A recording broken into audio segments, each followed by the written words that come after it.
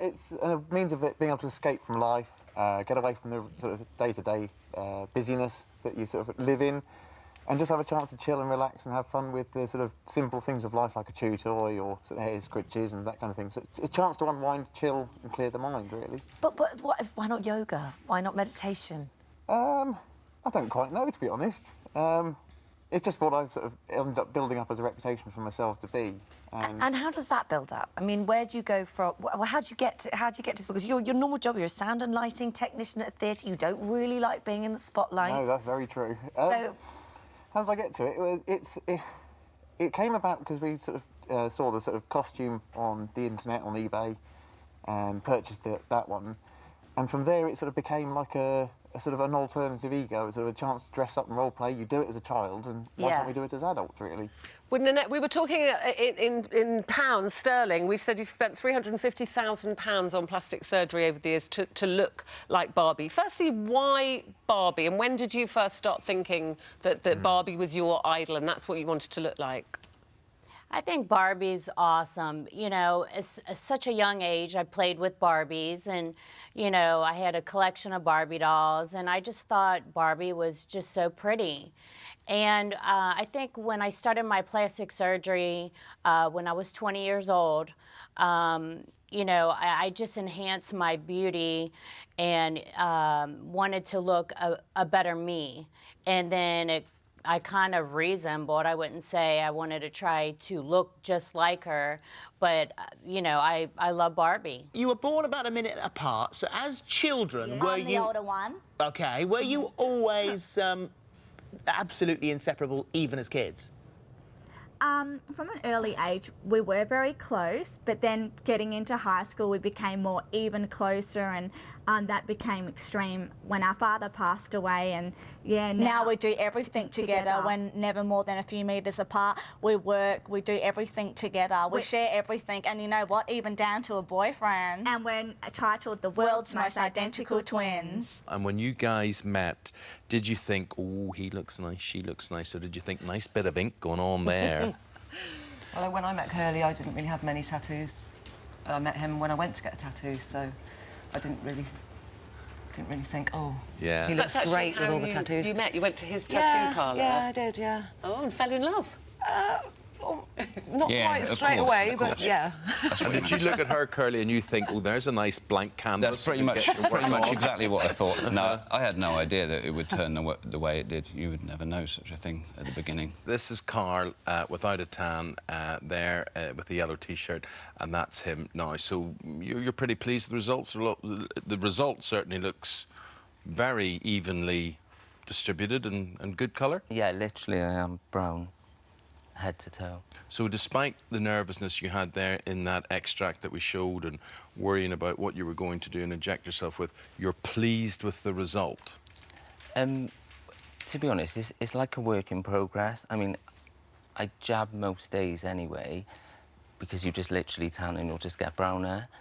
It's only, like, to maintain the colour, you inject once a week, but I just keep my colour going. So you do it every day, pretty much? Every morning when I get up, yeah. Basically, I had entered Miss Plus Size International in 2013, and I basically became third. I never thought for a minute only that I would even get through the auditions. And that was that was the start. Yes, that was the start. So how did you feel beforehand, then? I'd gone through a really bad marriage and stuff, and I felt I had no self-esteem. I'd lost all my confidence and everything. And somebody had said to me that this was coming on TV, and I watched it.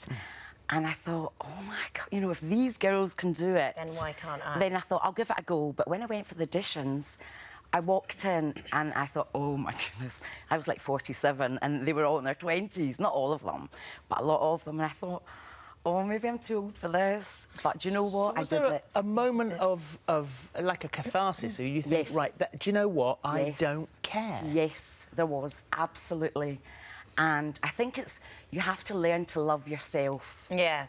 Because if you don't, then nobody else is ever going to get that. Sometimes easier said than done. It is easier said than done. And actually, since we last saw you, you've changed an awful lot because you've had a further 23 procedures since you were sat on Osso for Last. That was 2014, 2 years ago. Yes, I had more work done, as you can see. Yeah. Yes. Changed my silicone implants, my buccal fat's being removed. I had hair implants. Yes. And feel lipo in my back, in my waist. So why are you doing this? I mean, for people that didn't see the interview before, Sure, yeah. when did this begin and why do you feel like you need to change so much?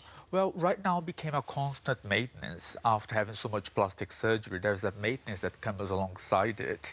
It's not an addiction at all. You don't think it's an addiction? Oh, of course not, no. Right now, for example, I'm due to have another rhinoplasty simply because I can't hardly breathe. So things has gone wrong. Yes. Throughout the years, and then I had to get them fixed and repaired. And then I turned out to be nicknamed as the Human Life Ken doll. It was never my intention to look like a doll.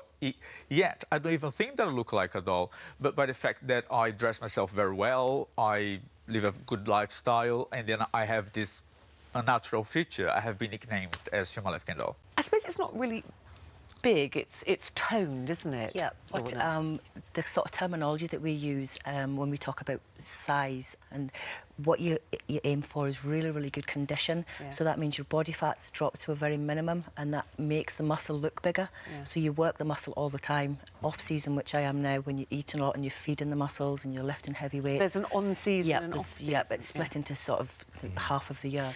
Now, which one is which? We have 33-year-old Donna Galt and her daughter Maya, who is 14. They're also forever being mistaken for being sisters. Which one is which, Rylan? Come on. I don't like to play this game. Right, hand up, Mum. Mum. This is crazy. Donna, you're 33? Yeah. And you're a mum of 6? Yeah, mum of 6. That is amazing. And you're 14 then, Maya. OK, so you obviously look alike because you've dressed alike. Yeah. Do you do this all the time? Do you dress the same way? Not all the time, because obviously I am a working mum. So I'm not around as much as what I am at the weekends and things like that. But if we go to a concert or anything that's out in the public, we do. Where did you decide to marry yourself? Why? Well, I guess it was a couple of years ago. I was sort of lying in bed one morning, having just recovered from quite a bad breakup. And you know that sort of feeling you get when you rediscover yourself and you kind of start feeling back more in control. And I was just so happy because I spent a lot of time single in my 20s and I was always really happy single. So I kind of just felt really happy to be returning to myself, and I wanted a way to celebrate that. You know, lots of couples have ways to celebrate the milestones they go through, and I was like, I want to. So I decided to write a novel about a girl who marries herself, and I just did a bit of research, and it was more the investigation which kind of made me want to go through with it more. I wrote to Brighton and Hove Ceremonies office and said, you know, is it possible? And they were quite curt in their response. They said, you know, no, marriage is a union between one man and one woman to the exclusion of everybody else. We cannot help you. And I don't like being told no, so I carried on. That made you even more determined. More determined. I did more research. I wrote this novel called Happily, which is very much about this, quite based on my life. And by the end of the book, I was so keen on the idea and the concept that I thought I need to do this myself. I mean, you've got 4 children. You're a full-time firefighter. I'm just amazed you can fit any of this in. I mean, that's an incredible schedule. I get what time asked do you that get a up? lot. Yep. Well, when I'm on season, I have to do my cardio. This is how your body fat drops. So 5 o'clock in the morning, if I'm day shift, I'll be up, and we've put a gym in the house so that can accommodate. So I'm in my pyjamas with the big bed hair and the mascara down the face. Go in, I'll do my cardio. So really, it doesn't impact on family life because obviously I want the balance. I don't want to be one of, you know, I want to give my children all my time, but I also want to have that little element of myself as well. Let's hope it goes better than the last time. Good luck. Look after yourself, please. Stay healthy. I hope everything works out well. Thank you. Really, really, very, very interesting. Very lovely to hear your whole thoughts on that. That is Sophie Tanner, and she is newly married to herself. And, you know, as time has gone on and I've been able to share my story with people, it's kind of empowered me. So now I say to people, this is the sexiest cement you'll ever see in the world.